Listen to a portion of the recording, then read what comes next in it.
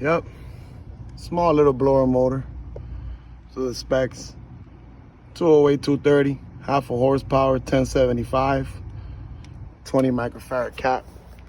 Got to go right now to Tropic Supply, to the local supply house, and go ahead and get a new motor. Capacitor is 20 microfarads. Units from 2017. Capacitor still looks new. I'm gonna check it right now. My Fluke 116 meter. And that's 20 microfarads right there, guys. So the capacitor is still good.